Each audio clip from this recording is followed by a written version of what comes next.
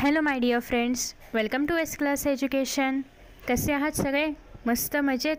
So मित्रांनो, तुम्हाला सगळ्यांना माहिती आहे की आपली जी 12वीची बोर्ड एक्झाम असते तर ती फेब्रुवारीमध्ये आहे. ऑलमोस्ट टेंटेटिव्ह टाईम टेबलसुद्धा आलेला आहे आणि युजली टेंटेटिव्ह टाईम टेबल हेच खरं असतं पुढे, म्हणजे थोडे एक दोन पेपर मागे पुढे होतात पण तेच खरं मानलं जातं. त्याच्यामुळे तुम्हाला आयडिया आली असेल की आपले कोणते पेपर्स कोणत्या तारखेला आहेत किंवा एक्झाम नेमकी कधी सुरू होते आणि कधी संपते. याच्यावरून तुम्हाला हा पण अंदाज आला असेल की एक्झाम फेब्रुवारीमध्ये स्टार्ट होते. म्हणजे आता आपल्याकडे फक्त ऑक्टोबर, नोव्हेंबर, डिसेंबर आणि जानेवारी हे 4च महिने आहेत. सो बेसिकली हे जे 4 महिने आहेत म्हणजे फक्त 120 दिवस आहेत रफली, असं आपण मानूया. त्यातल्या तुम्ही जर पाहिलं तर जानेवारी हा महिना आपल्याला पूर्णतः रिव्हिजन आणि पेपर सॉल्विंगला द्यावा लागतो.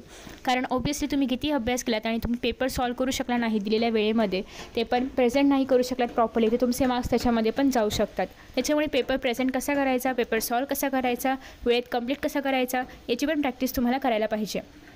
आणि ही प्रॅक्टिस तुम्ही करणार आहात जानेवारीमध्ये. सोबतच ऑब्व्हियसली तुम्ही सगळा अभ्यास केलात पण तुम्ही रिव्हिजनच नाही केली तर तुम्हाला एक्झामच्या वेळेस काही आठवणार नाही. त्याच्यामुळे रिव्हिजन करणं पण गरजेचं आहे. सो जानेवारीमध्ये आपण एक्स्ट्रा काहीच अभ्यास नाही करणार आहोत, फक्त रिव्हिजन आणि पेपर सॉल्विंग या दोनच गोष्टी करणार आहोत. त्यासोबतच तुमच्याकडे जर ऑप्शनल सब्जेक्ट एखादं लँग्वेज असेल, Marathi, Hindi, Sanskrit, German, French, whatever कुठलीही एखादी लँग्वेज असेल तर त्या लँग्वेजचा स्वतंत्र अभ्यास करावा लागतो. हा तुम्ही जानेवारीमध्ये करू शकता. जसं की फॉर एक्झाम्पल मराठी किंवा हिंदी असेल तर जे काही रायटिंग स्किलचा भाग आहे त्याचा अभ्यास तुम्ही जानेवारीमध्ये करू शकता. सोबतच इंग्लिशचा अभ्यास तुम्ही डिसेंबरपासून थोडाफार डिसेंबरमध्ये करा, थोडाफार जानेवारीमध्ये करा. असं करून तुम्ही लँग्वेजेसचा अभ्यास करू शकता. त्याला खूप जास्त वेळ द्यायचा गरज नाही आहे. त्याच्यामध्ये फक्त तुम्हाला रायटिंग स्किल व्यवस्थित करता आलं पाहिजे. सेम फॉर मराठी, हिंदी आणि इंग्लिशसाठी. इतर कुठले विषय असतील तर त्यानुसार तुम्ही त्याला वेळ देऊ शकता. फॉर एक्झाम्पल IT असेल तर ITचा अभ्यास तुम्ही आता नाही पण केला तरीही चालेल असं मी सांगते, कारण ITचा पेपर हा बोर्डाचे सगळे पेपर झाल्यानंतर शेवटी असतो. मग तुमचा शेवटचा पेपर जो कुठला असेल तो झाल्यानंतर ITचा पेपर होईपर्यंत ऑलमोस्टमध्ये एक 7 ते 8 दिवसांचा किंवा त्यापेक्षाही जास्त दिवसांचा वेळ मिळतो. सो ITचा तुमचा ऑप्शनल विषय असेल तर तुम्ही त्याचा अभ्यास यामधल्या वेळेमध्ये करू शकता. बोर्डाची एक्झाम झाल्यानंतर जेव्हा तुमचा ITचा पेपर होणार असेल त्याच्या आधी 7 ते 8 दिवसांमध्ये करू शकता. सो आता तुम्ही त्या विषयाचा अभ्यास नाही केला तरी पण चालेल, पण तुमची सेमिस्टर एक्झाम आता येणार असेल त्याच्यामध्ये ITचा अभ्यास करायचा आहे तर तुम्ही 1-2 दिवस देऊन तो अभ्यास कंप्लीट करू शकता, कारण तो काही फार अवघडाचा विषय नाही आहे. ठीक आहे. सो मग आता अभ्यास करण्यासाठी तुमच्याकडे किती वेळ आहे तर ऑक्टोबर, नोव्हेंबर, डिसेंबर हे 3च महिने तुमच्याकडे आहेत. कारण जानेवारी आपण पूर्णतः रिव्हिजन आणि पेपर सॉल्विंगसाठी वापरणार आहोत. तुम्हाला त्याच्यामध्ये शेवटची 1-2 वेळा तरी रिव्हिजन झाली पाहिजे. जानेवारीचे 15 दिवस एकदा रिव्हिजन, 15 दिवस दुसऱ्यांदा रिव्हिजन, असं करून 2 दिवस तरी रिव्हिजन झाली पाहिजे. कारण जानेवारीमधला मेजॉरिटी टाईम तुम्हाला सुट्टीच असते, कॉलेजला सुट्टी, म्हणजे प्रॅक्टिकल्स वगैरे असतात किंवा राहिलेले काही जर्नल्स असतील किंवा काहींची प्रिलिम्स एक्झाम जानेवारीमध्ये होते, काहींची डिसेंबरमध्येच होते, डिपेंड्स अपॉन कॉलेज. पण मोस्टली जानेवारीमधला जास्तीत जास्त काळ हा सुट्ट्याच दिल्या जातात कॉलेजतर्फे, कारण तुम्हाला अभ्यास करण्यासाठी. ठीक आहे. किंवा तुम्ही स्वतः पण जर अटेंडन्स कंप्लीट असेल तर स्वतःहून सुट्टी घेतली तरी पण चालते. फक्त एवढंच बघा की तुमच्या कॉलेजमध्ये जर स्ट्रिक्ट कॉलेज असेल तर अटेंडन्स कंप्लीट असली पाहिजे. तुम्ही ते टीचर्सला वगैरे विचारून येऊ शकता, त्याला तुमचा प्रॉब्लेम सांगू शकता, ते तुम्हाला कन्सेशन देऊ शकतील. ठीक आहे. नेक्स्ट आहे सिलेबस कंप्लीशन तुम्हाला करायचं आहे ऑक्टोबर, नोव्हेंबर आणि डिसेंबरमध्ये. तुम्ही जर पाहिलं तर तुमचं PCB असो, PCMB असो, काही पण असो, प्रत्येक विषयाचे ऑलमोस्ट 15 ते 17 चॅप्टर्स आहेत. आता मॅथ्समध्ये मी पार्ट 1 आणि पार्ट 2 दोन्ही पण कन्सिडर करते, पण 4ही विषयांमध्ये 15 ते 17 या दरम्यानच चॅप्टर्स आहेत. म्हणजे याचा अर्थ तुम्ही जर पाहिलं तर तुम्हाला आता 3 महिन्यांमध्ये जर आपण असं म्हटलं की प्रत्येक महिन्यामध्ये आपण प्रत्येक विषयाचे 4 चॅप्टर्स जर कंप्लीट केले तर ऑलमोस्ट 3 महिन्यांमध्ये 12 चॅप्टर्स कंप्लीट होतील. आणि मी असे काही चॅप्टर्स तुम्हाला सांगते की जे चॅप्टर्स तुम्ही इझिली करू शकता जानेवारीमध्ये सुद्धा, कारण ते खूप इझी आहेत. फक्त वाचायचं आहे किंवा फक्त थोडंफार लक्ष द्यावं लागेल. असे काही जे 3 ते 4 चॅप्टर्स आहेत ते तुम्ही जानेवारीमध्ये सुद्धा करू शकता. मग आता मी जे तुम्हाला प्लॅनिंग सांगणार आहे त्याच्यामध्ये आपण जास्तीत जास्त फोकस करणार आहोत थोडेसे अवघड आणि जास्त वेटेजवाले चॅप्टर, जे तुम्ही आत्ता ऑक्टोबरमध्ये, नोव्हेंबरमध्ये आणि डिसेंबरमध्ये केले पाहिजेत. आता याच्यामध्ये तुम्हाला 4 चॅप्टर घ्यायचे आहेत प्रत्येक विषयाचे आणि पर मंथ तुम्हाला प्रत्येक विषयाचे 4 चॅप्टर्स करायचे आहेत. म्हणजे at the end of the October जर तुमचे 4 विषय असतील, फिजिक्स, केमिस्ट्री, मॅथ्स, बायोलॉजी, तर तुमचे एकूण 16 चॅप्टर्स जे आहेत तर ते कंप्लीट झाले पाहिजेत प्रत्येक विषयाचे 4, असं जर आपण कन्सिडर केलं तर. आणि इट्स हाय टाईम नाव. तुम्ही आता प्लीज टाईमपास नका करू, कारण तुम्हाला हा अभ्यास करणं गरजेचं आहे. जर तुम्हाला 12वी पास करायची आहे, तुम्हाला जर इतर एंट्रन्स एक्झाम्स क्लिअर करायचे आहेत तर त्यासाठी. आता जेव्हा मी तुम्हाला या ठिकाणी जे काही 4 चॅप्टर्स आता सांगणार आहे आहे. ऑब्वियसली ते जो काही 12वीचा सिलेबस आहे तो तुम्हाला JEEला पण आहे, नीटला पण आहे, CETला पण आहे, सेम सिलेबस आहे. त्याच्यामुळे तुम्ही जे काही 4 चॅप्टर्स बोर्डसाठी प्रिपेअर करताय सायमल्टेनियसली तुम्ही त्याचे MCQs पण सॉल्व करा. JEE लेवल, नीट लेवल, वॉटेवर तुम्ही जी कुठली एक्झाम देणार असाल त्या लेवलचे, जेणेकरून तुमचा त्याचा पण अभ्यास सायमल्टेनियसली होऊन जाईल. ठीक आहे, कारण सिलेबस ऑलमोस्ट सगळ्याचा सेमच आहे. त्याच्यामुळे तुम्ही असं पॅरलल करू शकता. आता ऑक्टोबरमध्ये नेमकं काय करायचं आहे? ऑब्वियसली दिवाळीच्या आधी एक सेमिस्टर एक्झाम होते. सो तुमची सेमिस्टर एक्झाम असेल त्याच्यामुळे तुम्ही त्याचा अभ्यास केला तरी पण चालणार आहे. कारण सेमिस्टरचा अभ्यास करताय म्हणजे इनडिरेक्टली तुम्ही 12वीचा हाफ सिलेबस कंप्लीट करताय. कारण सेमिस्टरला ऑलमोस्ट 10 चॅप्टर्स असतात आणि आय गेस साधारणतः नोव्हेंबरच्या फर्स्ट सेकंड वीकमध्ये साधारण तुमची सेमिस्टर असू शकते. It depends on your college. पण त्या दरम्यान सेमिस्टर एक्झाम असू शकते दिवाळीच्या आधी म्हणतो आपण त्याच्याप्रमाणे. सो बेसिकली तोपर्यंत तुमचा पूर्ण ऑक्टोबर महिना जो आहे त्याच्यामध्ये तुम्हाला मग जास्त अभ्यास करावा लागेल जर तुम्ही सेमिस्टरचा अभ्यास याच्या आधी केला नसेल. कारण बेसिकली काय होतं की जर आपण 10 चॅप्टर्स सेमिस्टरला घेणार असू, 8 ते 10 जर चॅप्टर्स कॉलेज सेमिस्टरला देणार असेल तर त्यातले ऑलरेडी 4 चॅप्टर्स युनिटला घेतलेले असतात आणि 4 चॅप्टर्स सेमिस्टरला घेतलेले असतात. सो बेसिकली अशा पद्धतीने जर तुमचा युनिट्सचा अजून बॅकलॉग बाकी आहे, जर तुम्ही युनिट टेस्टच्या वेळेस त्या 4 चॅप्टर्सचा अभ्यास व्यवस्थित केला नसेल तर तुम्हाला आत्ता तो काही पण करून अभ्यास करावा लागेल. कारण आत्तापर्यंत ऑलमोस्ट 50 to 60% सिलेबस तुमचा कंप्लीट झालाच पाहिजे by the end of October. ठीक आहे, सो बेसिकली या ठिकाणी तुम्ही जर पाहिलं तर तुम्ही एक त्या सेमिस्टरमध्ये जे काही तुम्हाला चॅप्टर्स येणार आहेत माहिती नसतील प्लीज टीचर्सला विचारा, त्यांच्याकडून माहिती काढून घ्या आणि ते सगळे चॅप्टर्स तुम्ही ॲज अ टार्गेट म्हणून ऑक्टोबरसाठी घेऊ शकता. किंवा तुम्हाला असं वाटते की सेमिस्टरचं वगैरे मला काही तेवढं इम्पॉर्टन्स नाही आहे, जर तुम्ही स्वतःहून टार्गेट सेट करणार असाल, कारण at the end of the year तुमचे बोर्डचेच मार्क्स पकडले जाणार आहेत, सेमिस्टरचे मार्क्स नाही पकडले जाणार. ठीक आहे, मग तुम्हाला जर असं वाटतं की तितकं काही सेमिस्टरच्या मागे पळण्यात अर्थ नाही आहे, तुम्हाला स्वतःचं टार्गेट सेट करायचं तर तुम्ही ते सुद्धा करू शकता. पण जर तुम्ही सेमिस्टरनुसार गेला तर तुमची प्रॅक्टिस पण होईल, 50% सिलेबस पण एक्झामसाठीच कंप्लीट होईल. But it depends on you. किंवा तुम्ही जर असं म्हणाल की मी काय तुम्हाला टार्गेट सांगू शकते तर मी तुम्हाला ते पण टार्गेट सांगणार आहे. इफ यू वॉन्ट तुम्ही ते पण फॉलो करू शकता. सो बेसिकली एक आपलं टार्गेट काय असणार आहे की प्रत्येक सब्जेक्टचे 1 ते 2, आता काही सब्जेक्ट्समध्ये काय चॅप्टर्स इझी असतात, काही चॅप्टर्स डिफिकल्ट असतात. मग इझी चॅप्टर्स असतील तर 2 चॅप्टर्स एका वीकमध्ये करण्याचा प्रयत्न करा. जर डिफिकल्ट चॅप्टर असेल तर त्या विषयाचा एकच चॅप्टर एका वीकमध्ये करण्याचा प्रयत्न करा. ओके, सो बेसिकली तुम्हाला पर वीक प्रत्येक सब्जेक्टचे 1 किंवा 2 चॅप्टर्स करणं गरजेचं आहे. म्हणजे at the end of the week तुमचे सगळे मिळून 5 ते 6 चॅप्टर्स झालेच पाहिजेत. ठीक आहे, सो बेसिकली आता स्टेप्स काय असले पाहिजेत? आपण जेव्हा म्हणतोय की आपल्याला एखाद्या सब्जेक्टचा अभ्यास करायचा आहे, काय स्टेप्स असले पाहिजेत? सगळ्यात पहिल्यांदा चॅप्टर वाचायचा आहे. तुम्ही जर सेल्फ स्टडी करत असाल चॅप्टर वाचा. जर तुम्ही कुठल्या टीचरला फॉलो करत असाल त्याच्याकडून तो शिकवून घ्या सब्जेक्ट, किंवा कुठल्या क्लासला जात असाल त्या ठिकाणी तो शिकवला जात असेल लेसन तर तो शिकून घ्या. ठीक आहे, मग त्याच्यानंतर जे काही तुमचे डाऊट्स असतील स्वतः रीड केल्यानंतर काही डाऊट्स असतील ते आधी क्लिअर करून घ्या. कारण ते क्लिअर नाही झाले तर मग परत एक्झामच्या वेळेस हे विचारलं असतं बरं झालं असतं, हे उत्तर आलं असतं वगैरे असं होतं. सो त्यापेक्षा बेस्ट आहे ते सगळे डाऊट्स विचारून घ्या. मग एक्सरसाइजमधले जे क्वेश्चन्स आहेत ते करू शकता. सोबतच मी आता इम्पॉर्टंट क्वेश्चनची सिरीज 11साठी स्टार्ट केली होती. सिमिलरली 12साठी स्टार्ट करण्याचा विचार आहे. So if you guys want तुम्ही खाली कमेंट बॉक्समध्ये सांगू शकता. त्याच्यानंतर न्यूमॅरिकल्स सगळे करा आणि न्यूमॅरिकल्समध्ये तुम्ही MCQs पण ॲड करा. ऑब्वियसली बायोलॉजीचे न्यूमॅरिकल्स नसणार आहेत, सो तुम्ही या ठिकाणी MCQs प्रॅक्टिस करणार आहात. बट मॅथ्स, केमिस्ट्री, फिजिक्सचे न्यूमॅरिकल्स, थिअरी क्वेश्चन्स, MCQs हे सगळे याच्यामध्येच येईल. म्हणजे तुमची कॉम्पिटेटिव्ह एक्झामची प्रिपरेशन पण याच्यामध्येच होते आणि बोर्डची पण याच्यामध्येच होते. ठीक आहे, आणि नेक्स्ट आहे तुम्हाला कंपल्सरी रिव्हिजन करायची आहे.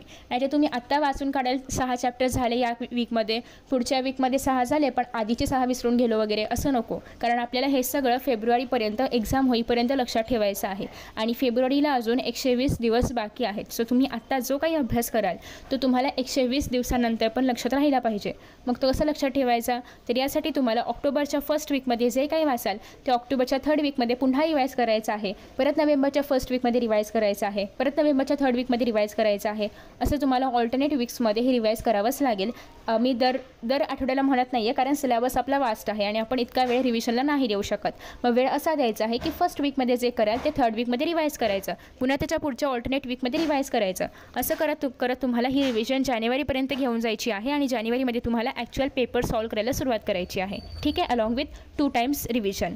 सो बेसिकली अशा पद्धतीने साधारणतः तुमचा अभ्यासाचा एक पॅटर्न किंवा एक रूपरेषा ज्याला आपण म्हणूया ती असली पाहिजे.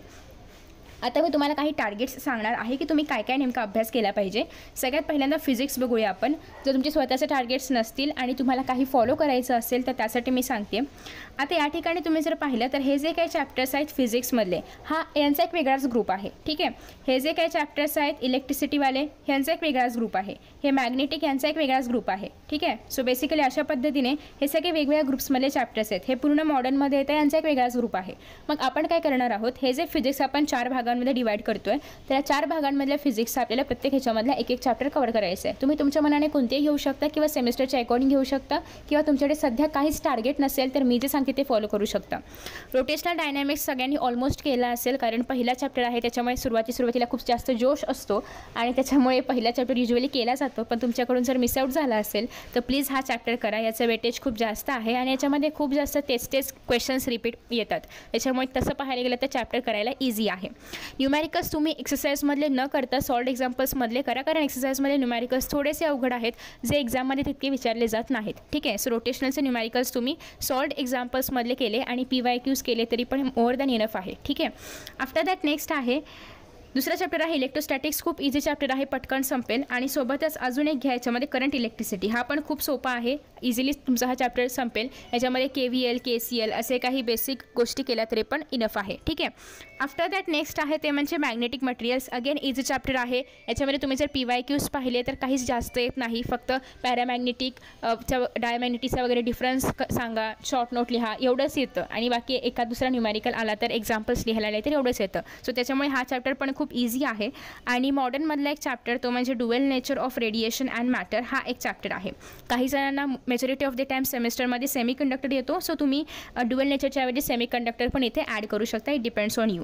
सो बेसिकली हे काही 4 ते 5 चॅप्टर्स आहेत जे तुम्हाला ऑक्टोबर महिन्याच्या शेवटपर्यंत कंप्लीट करायचे आहेत। हे तुम्ही तुमच्या इच्छेनुसार बदलू पण शकता, पण मी शक्यतो असं केलं आहे की तसं पाहायला गेलं तर हे जे काही जे आपण म्हणतो इलेक्ट्रॉनिक्स आणि इलेक्ट्रिसिटी हे जे दोन्ही पण चॅप्टर्स आहेत खूप इझी आहेत। सो हे 2 easy chapters, again magnetic material पण इझी चॅप्टर, त्यातल्या त्यात ड्युअल नेचर आणि रोटेशनल डायनॅमिक्स थोडेसे मीडियम चॅप्टर्स आहेत। सो मी असं घेतलेलं आहे, तर तुम्ही त्याच्यानुसार हे सगळे चॅप्टर्स जे आहेत तर ते क्रमाने लावून करू शकता। बाकी तुम्ही जर पाहिले तर कायनेटिक थिअरी पण इझी चॅप्टर आहे, तो पण तुम्ही याच्यामध्ये हवं तर मर्ज करू शकता।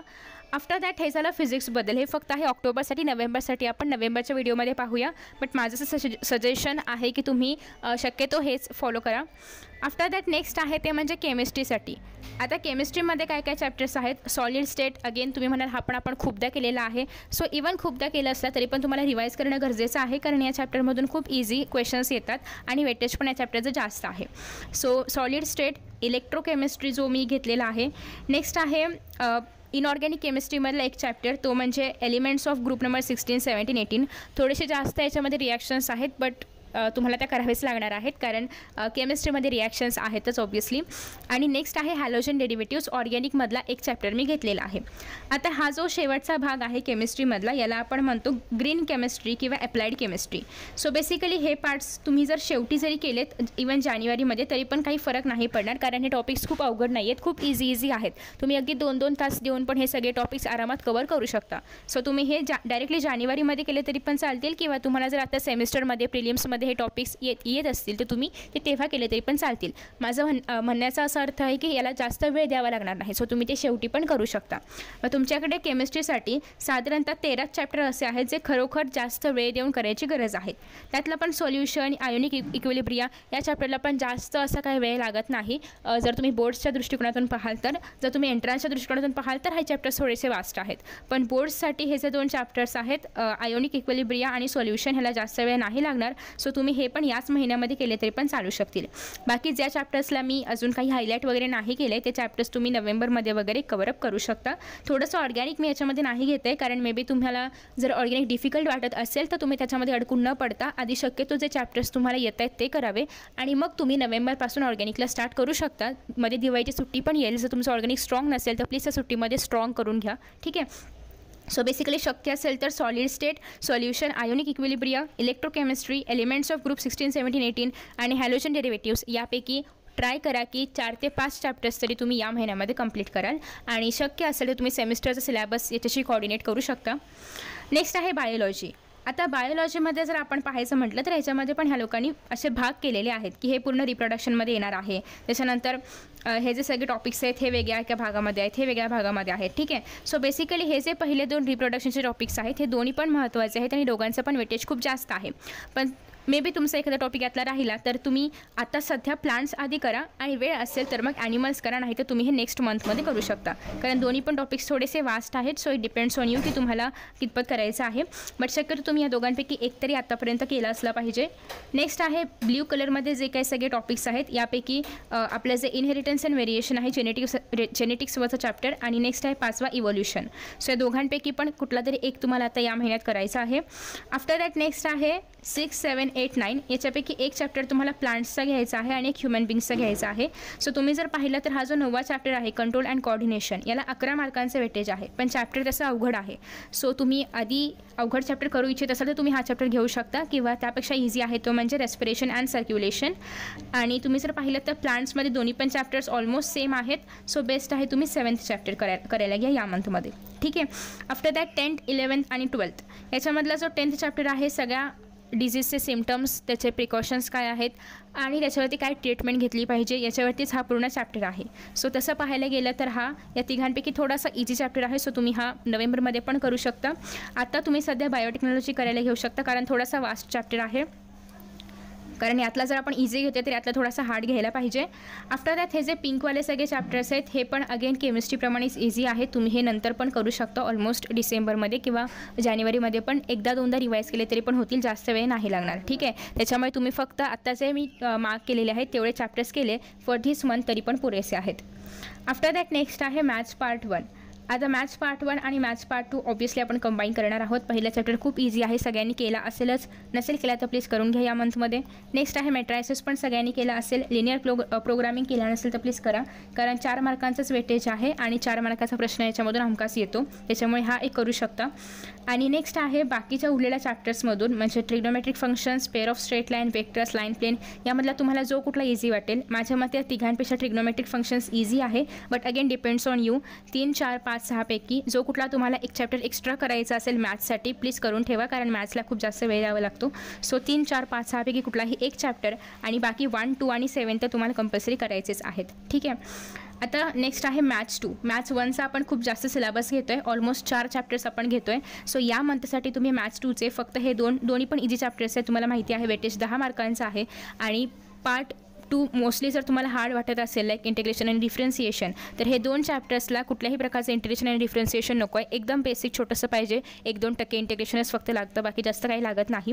पण तुम्ही हे 2 चॅप्टर्स केले तरी पण इनफ आहेत पार्ट 2 मधले या मंथसाठी. ठीक आहे. सो 7th आणि 8th पार्ट 2चे करायचे आहेत. 1st, 2nd, 3rd, 4th, 5th, 6th मधला कुठलाही एक आणि 7th तुम्हाला करायचं आहे पार्ट 1चं. So this is all for October मंथसाठी. ओके. सो फ्रेंड्स हे पूर्ण प्लॅनिंग आहे ऑक्टोबर मंथसाठी. आय होप की तुम्हाला हा व्हिडिओ आवडला असेल आणि तुम्ही हे प्लॅनिंग फॉलो कराल. आणि जर तुम्हाला अशाच पद्धतीने नोव्हेंबर आणि डिसेंबरमध्ये पण नेक्स्ट मंथ हवं असेल तुम्ही खाली कमेंटमध्ये सांगू शकता आणि हा व्हिडिओ तुम्हाला हेल्पफुल आहे की नाही हे पण खाली कमेंटमध्ये सांगू शकता. So thank you so much for watching this video. Best of luck for your exams and bye bye.